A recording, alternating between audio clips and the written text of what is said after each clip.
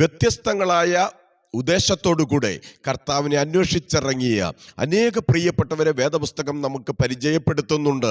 14-ാം സങ്കീർത്തനം 2-ാം വാക്യം, ദൈവത്തെ അന്വേഷിക്കുന്ന ബുദ്ധിമാനുണ്ടോ എന്ന് കാണുവാൻ യഹോവ സ്വർഗത്തിൽ നിന്ന് നോക്കുകയാണ്. കർത്താവ് നമ്മോട് പറഞ്ഞിട്ടുണ്ടല്ലോ, മുമ്പേ അവൻ്റെ രാജ്യവും നീതിയും അന്വേഷിപ്പീൻ, അതോടുകൂടെ അവിടുന്ന് സകലവും നൽകിത്തരുന്ന ദൈവമാണെന്ന്. അന്വേഷിപ്പീൻ എന്നാൽ കണ്ടെത്തും എന്ന് ദൈവവചനം നമ്മെ പഠിപ്പിക്കുന്നുണ്ട്.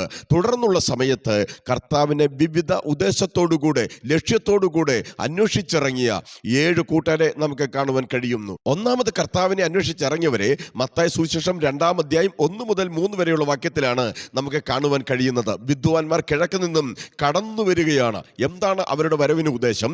അവരുടെ കരത്തിലുള്ള പൊന്ന്, മൂര്, കുന്തിരിക്കം കർത്താവിന്റെ കാൽക്കൽ കാഴ്ചവെച്ച് കർത്താവിനെ നമസ്കരിപ്പാനായിട്ടാണ് വന്നത്. യേശുവിനെ, ശിശുവിനെ ആരാധിപ്പാൻ കടന്നു വരികയാണ്. ഞാൻ നിങ്ങളോട് പറയുകയാണ്, ശിശുവായ യേശു ആരാധനയ്ക്ക് യോഗ്യനായിരുന്നു എങ്കിൽ അത്ഭുതങ്ങൾ, അടയാളങ്ങൾ, വീര്യപ്രവൃത്തികൾ ചെയ്ത യേശു അല്ല. 3-ാം ദിവസം മരിച്ച് അടക്കപ്പെട്ട് ഉയർത്തെഴുന്നേറ്റ് പിതാവിന്റെ വലത്ത് ഭാഗത്ത് ഇരിക്കുന്ന യേശു എന്തുകൊണ്ടും അവിടുന്ന് ആരാധനയ്ക്ക് യോഗ്യനാണ്.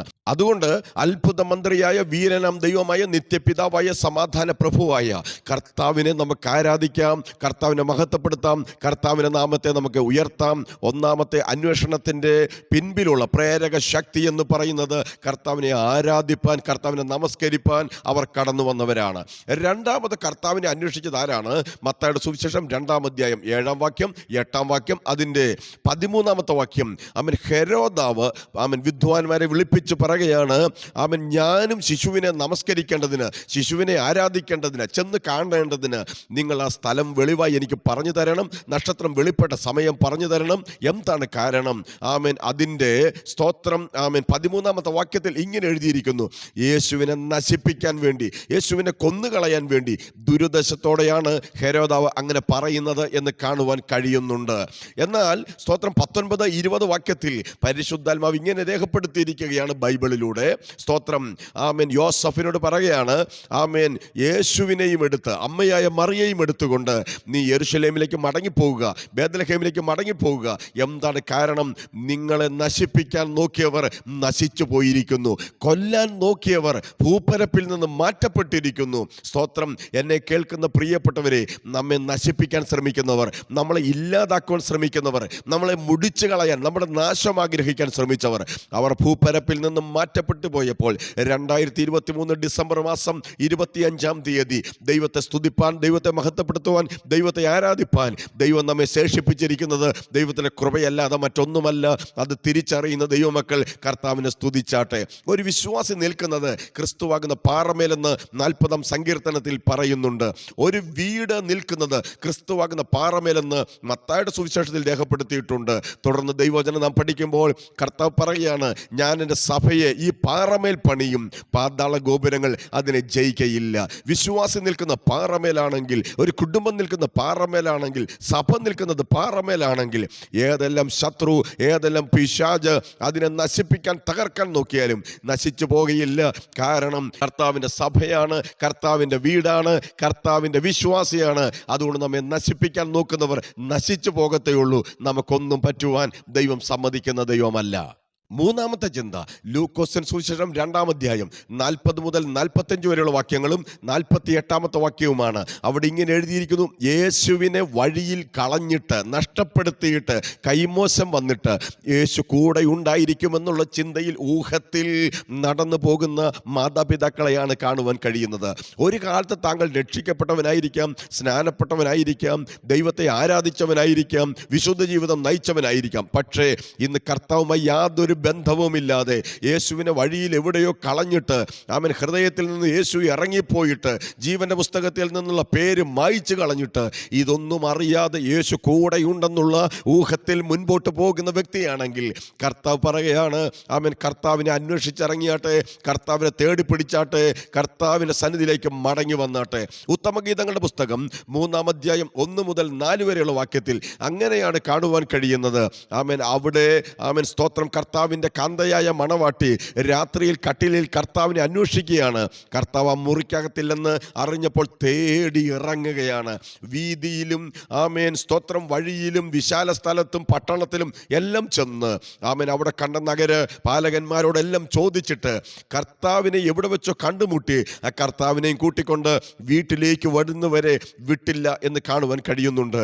വഴിയാത്രയിൽ കൈമോശം വന്നിട്ടുണ്ടെങ്കിൽ, കർത്താവിന് നഷ്ടം വന്നിട്ടുണ്ടെങ്കിൽ, വിശ്വാസത്തിന് ഭംഗം വന്നിട്ടുണ്ടെങ്കിൽ, വിശുദ്ധ ജീവിതത്തിന് ഭംഗം വന്നിട്ടുണ്ടെങ്കിൽ ആമേൻ ദൈവത്തിൻ്റെ ആത്മാവ് ഈ വചനത്തിലൂടെ പറയുന്നു, മടങ്ങി വരാം, കർത്താവിനെ ആമേൻ നമ്മുടെ ജീവിതയാത്രയിൽ കൂടെ കൊണ്ടുപോകാം. ആമേൻ ലൂക്കോസ് 5-ലും യോഹന്നാൻ 21-ലും ആമേൻ ഈ പത്രോസ് പരാജയപ്പെട്ടു പോകുവാൻ കാരണം എന്താണ്? ദൈവത്തിൻ്റെ വചനം അവിടെ എഴുതിയിരിക്കുന്നു, എന്നെ പിരിഞ്ഞ് നിങ്ങൾക്കൊന്നും ചെയ്യുവാൻ കഴിയുകയില്ല. അവൻ കൊമ്പിൽ വസിച്ചിട്ടല്ലാതെ മുന്തിരിവള്ളിക്ക് ഫലം കായ്പാൻ കഴിയാത്തതുപോലെ കർത്താവിനെ എവിടെയെങ്കിലും കളഞ്ഞിട്ട് കർത്താവ് കൂടെ ഇല്ലെങ്കിൽ നമ്മുടെ ജീവിതത്തിൽ ഒന്നും പ്രാപിക്കാൻ കഴിയുകയില്ല. അത് മനസ്സിലാക്കിയ സഹോദരിമാരല്ലേ യോഹന്നാൻ 11-ൽ പറഞ്ഞ, കർത്താവേ നീ ഇവിടെ ഉണ്ടായിരുന്നെങ്കിൽ എൻ്റെ സഹോദരൻ മരിക്കയില്ലായിരുന്നു. നാം നശിച്ചു പോകുവാൻ, നാം മുടിഞ്ഞു പോകുവാൻ കാരണം എന്താണെന്നറിയാമോ? കർത്താവ് നമ്മുടെ കൂടെ ഇല്ല എന്നുള്ളതാണ്. അതുകൊണ്ട് യേശുവിനെ വഴിയിൽ കളഞ്ഞിട്ട് യാത്ര പുറപ്പെടരുത്. മാതാപിതാക്കൾ മടങ്ങി വന്ന് യേശുവിനെ കൂട്ടിക്കൊണ്ടു പോയതുപോലെ നാമും അങ്ങനെയായി തീരുവാൻ കർത്താവ് സഹായിക്കട്ടെ. ലൂക്കോസിന്റെ സുവിശേഷം 24-ാം അധ്യായം 5-ാമത്തെ വാക്യം ആമേൻ യേശു ക്രിസ്തുവിനെ കുറിച്ച് പറയുകയാണ്. ആമേൻ സ്തോത്രം, ജീവനുള്ളവനെ നിങ്ങൾ മരിച്ചവരുടെ ഇടയിൽ അന്വേഷിക്കുന്നത് എന്തിന്? യേശു കല്ലറയിൽ ഇന്ന് ഇല്ല, യേശു കുരിശിൽ ഇന്ന് ഇല്ല, യേശു ആമേൻ പശുത്തൊഴുത്തിൽ ഇന്ന് ഇല്ല, യേശു ആമേൻ മറ്റുള്ളവരുടെ അന്യനാമത്തിലുള്ള കൂട്ടായ്മകളിൽ യേശു ഇല്ല. യേശു പറയുന്നു, 2-3 പേർ എൻ്റെ നാമത്തിൽ കൂടി വന്നാൽ മാത്രമേ ഞാൻ നിങ്ങളുടെ നടുവിൽ വരികയുള്ളൂ. ആമേൻ യേശു ആമേൻ ഇന്ന് ഉയർത്തെഴുന്നേറ്റിരിക്കുന്നു, അവൻ ഇവിടെ ഇല്ല. ആമേൻ അന്വേഷിച്ചിറങ്ങുന്നവരോട് കർത്താവ് പറയുന്ന കാര്യമാണ്. യോഹന്നാന്റെ സുവിശേഷം 6-ാം അധ്യായം 25-26 വാക്യത്തിൽ കാര്യസാധ്യത്തിനു വേണ്ടി, അപ്പത്തിനു വേണ്ടി, മീനു വേണ്ടി അന്വേഷിച്ചിറങ്ങിയ ചില ആളുകളെ കാണുവാൻ കഴിയുന്നുണ്ട്. ഭൗതിക നന്മകൾ ആമേൻ സ്തോത്രം അവരുടെ ജീവിതത്തിൽ ഈ ലോകത്തിൻ്റെ ആമേൻ സ്ഥാപിത താല്പര്യങ്ങൾ നിലനിർത്തേണ്ടതിന് വേണ്ടി ആമേൻ ഈ ലോകത്തിൻ്റെ ജഡിക സുഖം വർദ്ധിപ്പിക്കുന്ന, അല്ലെങ്കിൽ ലോകം, ജഡം, പിശാച്, ആമേൻ കൺമോഹം, ജഡമോഹം, ജീവനത്തിൻ്റെ പ്രതാപം, ഇതുമായി ബന്ധപ്പെട്ട ഭൗതിക കാര്യങ്ങൾക്ക് വേണ്ടി മാത്രം ആഗ്രഹിച്ച് ഇറങ്ങിത്തിരിച്ച ചിലരെയാണ് കാണുവാൻ കഴിയുന്നത്. അവർക്ക് നിത്യത വേണ്ട, അവർക്ക് സ്വർഗരാജ്യം വേണ്ട, അവർക്ക് വചനം വേണ്ട, കൂട്ടായ്മ വേണ്ട, പ്രാർത്ഥന വേണ്ട. അവർക്ക് ചോദിക്കുമ്പോൾ എടുത്തു കൊടുക്കുന്ന ആമേൻ ഒരു വ്യക്തിയായി മാത്രമേ, അവരുടെ കാര്യസാധ്യത്തിന് വേണ്ടി മാത്രം വരുന്നവരെ ആമേൻ ദൈവവചനത്തിൽ കാണുവാൻ കഴിയുന്നുണ്ട്. അങ്ങനെയുള്ളവരിൽ കർത്താവ് പ്രസാദിക്കുന്നില്ലെന്ന് മാത്രമല്ല, അങ്ങനെയുള്ളവരെ ദൈവം ശാസിക്കുന്നതായി ദൈവവചനത്തിൽ നമുക്ക് കാണുവാൻ കഴിയുന്നുണ്ട്. തുടർന്ന് യോഹന്നാൻ സുവിശേഷം 20-ാം അധ്യായം 15-ാമത്തെ വാക്യത്തിൽ ഇങ്ങനെ എഴുതിയിരിക്കുന്നു, മഗ്ദലക്കാരത്തെ മറിയ അവൻ ഇരുട്ടുള്ളപ്പോൾ ആ യേശുവിൻ്റെ കല്ലറയ്ക്കടുത്തേക്ക് കടന്നു വന്നു. അവൻ യേശു അവളുടെ പുറകിൽ നിന്നിരിക്കുകയാണ്. അവൻ യേശുവാണെന്ന് മനസ്സിലാക്കാതെ ഒരു തോട്ടക്കാരനെന്ന് നിരൂപിച്ചിട്ട് പറയുകയാണ്, എൻ്റെ കർത്താവിനെ എവിടെ വെച്ചു എന്ന് ഞാൻ അറിയുന്നില്ല, അവൻ പറഞ്ഞു തരിക, ഞാൻ അവനെ എടുത്തുകൊണ്ട് പോയിക്കൊള്ളാം. ആമേൻ. മറിയ പറയുകയാണ്, അവൻ 3 ദിവസമായി മരിച്ച് കിടക്കുന്ന കർത്താവിനെ ഞാൻ എടുത്തോണ്ട് പൊക്കോളാം എന്നുള്ള അവളുടെ ആ വലിയ സ്നേഹം, അവളുടെ ആത്മഭാരം എത്ര വലിയതാണ് എന്ന് ദൈവവചനം നമ്മെ പഠിപ്പിക്കുന്നുണ്ട്. എന്നെ കേൾക്കുന്ന പ്രിയപ്പെട്ടവരെ, കർത്താവ് ഈ ലോകത്തിൽ അവൻ 7 ഭൂതം പുറത്താക്കിയ ഇതേ മഗ്ദലക്കാരത്തി മറിയയ്ക്കത്രേ ആദ്യമായി പ്രത്യക്ഷപ്പെട്ടത്. ലോകത്തോട് സുവിശേഷം ആദ്യമായി വിളിച്ചു പറഞ്ഞതും മഗ്ദലക്കാരത്തി മറിയയാണ്. കാരണം എന്താണെന്നറിയാമോ? അവൻ യോഹന്നാൻ സുവിശേഷം 20-ാം അധ്യായം 10-ാമത്തെ വാക്യത്തിൽ ശിഷ്യന്മാരെല്ലാം വീട്ടിലേക്ക് മടങ്ങിപ്പോയി എന്ന് എഴുതിയിരിക്കുന്നു. അവർ ഭയപ്പെട്ട് കതകടച്ച് ഒളിച്ചിരിക്കുന്നു എന്ന് കാണുന്നു. അപ്പോഴും 20-15 തോട്ടത്തിൽ യേശുവിനെ കാണുവാൻ വന്ന, ഇരുട്ടുള്ളപ്പോൾ വന്ന മഗ്ദലക്കാരത്തി മറിയ യേശുവിനെ അന്വേഷിച്ചിറങ്ങിയത് എന്തിനാണ്? അവളുടെ തികഞ്ഞ സ്നേഹം ഭയത്തെ പുറത്താക്കിയത് കൊണ്ടാണ്.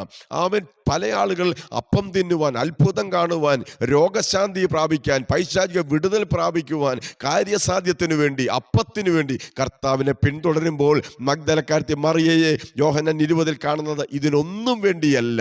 ജീവനുള്ള യേശുവിനെ, അത്ഭുതം ചെയ്യുന്ന യേശുവിനെ, ചോദിക്കുമ്പോൾ പെറുക്കി കൊടുക്കുന്ന യേശുവിനെ മറ്റുള്ളവർക്ക് ആവശ്യമായിരുന്നു. പക്ഷെ ഇവിടെ മഗ്ദലക്കാരത്തി മറിയ ഇതിനൊന്നും വേണ്ടിയല്ല കർത്താവിനെ തിരയുന്നത് എന്ന് കാണുവാൻ കഴിയുന്നുണ്ട്. 7-ാമത്തെ ചിന്ത കൂടെ പറഞ്ഞ് ഞാൻ നിർത്താം. യോഹന്നാന്റെ സുവിശേഷം 6-ാം അധ്യായം 66 മുതൽ 68 വരെയുള്ള വാക്യത്തിലാണ്. അവിടെ ഇങ്ങനെ എഴുതിയിരിക്കുന്നു, അങ്ങയെ വിട്ട് ഞങ്ങൾ ആരുടെ അടുക്കൽ പോകും? നിത്യജീവന്റെ വചനങ്ങൾ അങ്ങയുടെ പക്കൽ ഉണ്ടല്ലോ. 7-ാമത്തെ കൂട്ടർ കർത്താവിനെ അന്വേഷിച്ചിറങ്ങിയത് എന്തിനു വേണ്ടിയാണ്? അങ്ങയുടെ പക്കൽ എന്തുണ്ട്? നിത്യജീവന്റെ മൊഴികൾ, തേനിലും തേൻകട്ടയിലും മധുരമേറിയ 1000 പൊൻവെള്ളി നാണയത്തെക്കാൾ വിലയേറിയ ദൈവവചനമുണ്ട്. അതിനുവേണ്ടി അന്വേഷിച്ചിറങ്ങിയ 7-ാമത്തെ കൂട്ടരെ നമുക്ക് കാണുവാൻ കഴിയും. എന്നെ കേൾക്കുന്ന ദൈവമക്കളെ, നശിപ്പിക്കാൻ ചിലർ നടക്കുമ്പോൾ, കാര്യസാധ്യത്തിന് വേണ്ടി ചിലർ നടക്കുമ്പോൾ, മരിച്ചവരുടെ ഇടയിൽ ജീവനുള്ളവരെ തിരക്കി ചിലർ നടക്കുമ്പോൾ, ചില പ്രിയപ്പെട്ടവർ വന്നത് എന്തിനു വേണ്ടിയാണെന്നറിയാമോ? അവൻ കർത്താവിനെ ആരാധിക്കാൻ വന്നവരാണ്. ആമേൻ, ഹല്ലേലൂയ. അപ്പോൾ തന്നെ കർത്താവിന്റെ വചനം കേൾക്കാൻ വന്നവരാണ്.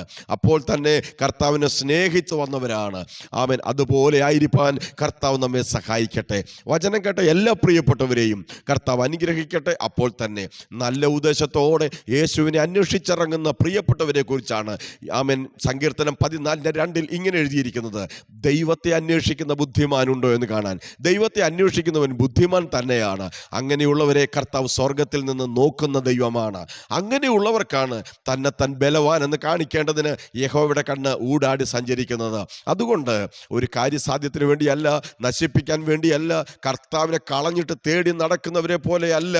ആമേൻ, ഹല്ലേലൂയ.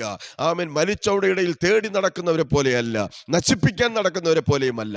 നല്ല ഉദ്ദേശത്തോടുകൂടെ കർത്താവിനെ അനുഗമിക്കുന്നവരാകുവാൻ നമ്മെ എല്ലാവരെയും കർത്താവ് സഹായിക്കട്ടെ. അതിനുവേണ്ടി നമുക്ക് പ്രാർത്ഥിക്കാം.